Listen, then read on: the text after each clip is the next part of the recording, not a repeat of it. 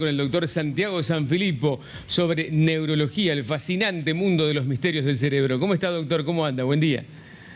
Buenos días, ¿qué tal? ¿Cómo está Cristian? ¿Cómo están en el piso? Saludos Bien. para todos. Muy bien, doctor. Una linda mañana aquí en Paraná, creo que en Gualeguay también. Lo veo sueltito de ambos, así que debe estar bueno el tiempo ya, ¿no? Calor está, pero Sí. llovió por la noche, ahora hay sol. Ah, acá no ha llovido todavía. Qué raro. Sí, Bueno, vamos a hablar hoy, doctor, de un tema interesante que es, puede ser además muy útil para mucha gente, que son los primeros síntomas o primeros signos que uno puede advertir en una persona cuando va a sufrir un accidente cerebrovascular. ¿Eso se puede prever, se puede anticipar? sí, es muy importante que tengamos, que le demos a la gente algunas características, algunos tips para que sepan qué posibilidades tiene algún familiar o algún conocido o el mismo de presentar un accidente cerebrovascular, es decir, qué está pasando. Por ejemplo, hay unas cosas a tener en cuenta. Primero, mirarle la cara o mirarse la cara, digamos. Me refiero tanto para él como para los demás. A ver si existe alguna desviación de la comisura bucal, es decir, si el labio se va, por ejemplo, uno lo hace reír de esta forma y uno ve que tiene una desviación de la comisura bucal hacia un lado. Bueno, eso puede hacer pensar que tiene una parálisis facial central y esa parálisis facial puede ser un indicio de tener un accidente cerebrovascular. Existen dos tipos de parálisis faciales, una que es la central, que depende del cerebro, digamos, del nervio dentro del cerebro, y otra la periférica, que es la más común, la que se ve muy frecuentemente, que es la periférica, donde además de comprometer el labio, compromete también el ojo y el paciente no puede cerrar el ojo. En ese caso no es vascular el problema, sino que puede verse a un virus, a una corriente de aire y demás. Entonces lo primero que tenemos que hacer es mirarle la cara. Y ahí vamos a ver si tiene algún problema o si el paciente lo refiere.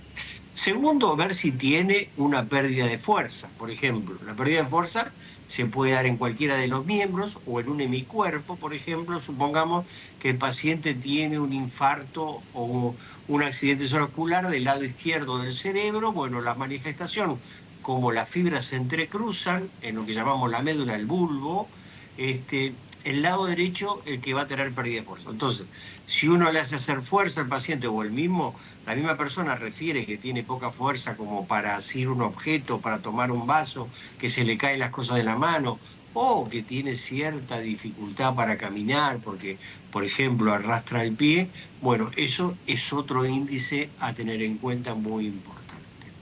Y el tercero son los trastornos también del lenguaje, es decir, un paciente que comienza a hablar mal, a entrecortarse las palabras o directamente no poder pronunciar palabras, también tiene que ver con la posibilidad de tener un accidente cerebrovascular. Esto lo denominamos afasia y en realidad hay dos tipos de afasia o dos formas. Una que es la motora, que es cuando la persona no puede expresarse lo que siente, lo que quiere decirnos, y otra la sensorial, sensitiva, donde el paciente no entiende lo que nosotros decimos. Muchas veces van combinadas y el paciente no puede hablar y tampoco puede aceptar o hacer las consignas que uno le manifiesta. Y también hay que tener en cuenta algunas otras cosas, como por ejemplo, hay mucha gente que nos dice que se le duerme el brazo, se le duerme la pierna, que tiene una sensación de insensibilidad cuando se toca. Bueno, eso también hay que tenerlo en cuenta como para descartar una ACV. Le iba a preguntar, doctor, cuando usted refiere el primero de los síntomas, que es tal vez el más evidente, ¿no? El de la cara, ¿el paciente siente que efectivamente no puede mover la cara o siente algo, una dureza, una inmovilidad, algún hormigueo, algún síntoma tiene? Sí, lo fundamental y lo que te dicen los primeros pacientes que no puede movilizar bien la cara y que cuando toma líquido se le cae por la comisura bucal de ese lado. Eso es lo primero que te dicen cuando sienten algo raro en la cara. Ahora, muchos pacientes también tienen sensación de hormigueos y demás que puede ir acompañada porque los síntomas pueden ser motores y sensitivos, pero son las dos cosas. ¿Y qué entonces, sí. No, ¿y cuánto tiempo tarda entre que el paciente comienza a evidenciar esos síntomas hasta que efectivamente se produce la ACV? ¿Se está produciendo en ese momento? Exactamente. Bueno, supongamos que hay dos tipos hay dos tipos de ACV. Primero el isquémico, es decir, por un infarto cerebral, porque no llega a la sangre, y el hemorrágico, donde se produce un desprendimiento, una rotura de una arteria, por ejemplo, una hipertensión, un aneurisma, y se produce una hemorragia. Ahí lo que tenemos que hacer, en el caso de que sea un infarto, el infarto también hay de dos tipos. Un infarto embólico, que quiere decir que un coágulo de sangre viaja a través de la arteria, impacta en una zona del cerebro y eso produce un cuadro agudo.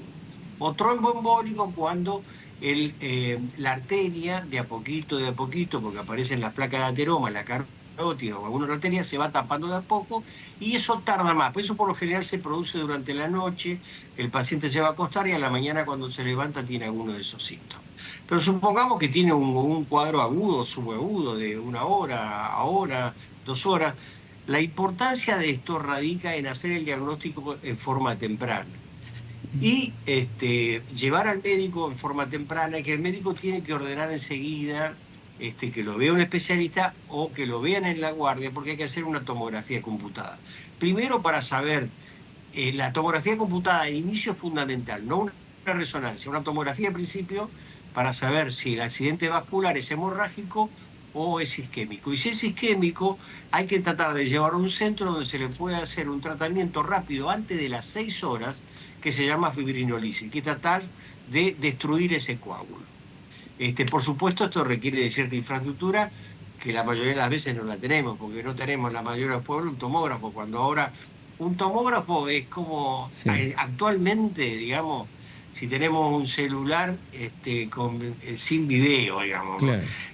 Actualmente tiene que, todo pueblo, toda ciudad tiene que tener un tomógrafo como si fuera un equipo de rayos, porque eso nos permite hacer un diagnóstico rápido. Yo no digo que tiene que estar el médico especialista en imágenes, pero un técnico, sí, en rayos puede hacer el estudio y tener una central que puede estar dividida, por ejemplo, la costa del Uruguay, la costa del Paraná, diferentes ciudades donde haya sido un médico, claro, especialista en diagnóstico por imagen, al cual se le puede enviar, claro, rápidamente por mail la información y te hace el diagnóstico inmediato.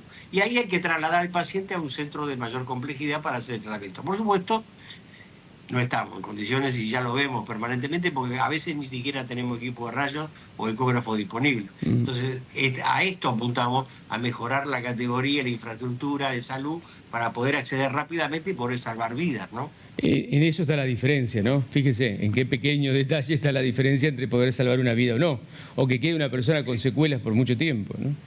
Y con los costos que eso representa, porque seguramente es mucho más caro recuperar a alguien con una enfermedad, con las secuelas de una ACV, que evitarlo, que prevenirlo, ¿no? Que tratarlo a tiempo. Lo que dijiste es excepcional, porque es así. Es mucho más barato comprar un tomógrafo e instalarlo que tratar de evitar que el paciente tenga una secuela, en los cuales tenés una pérdida económica de parte del Estado, de parte también de los privados, con respecto al tratamiento posterior de ese paciente, con todo lo que implica además en el ámbito familiar, porque no solo afecta al paciente, afecta a la familia y a todo el entorno. Doctor, como siempre, clarísimo. Seguimos charlando la próxima semana, ¿eh? Un abrazo grande. Nos vemos. Hasta la próxima. El doctor Santiago Sanfilippo desde el CENER, hablándonos de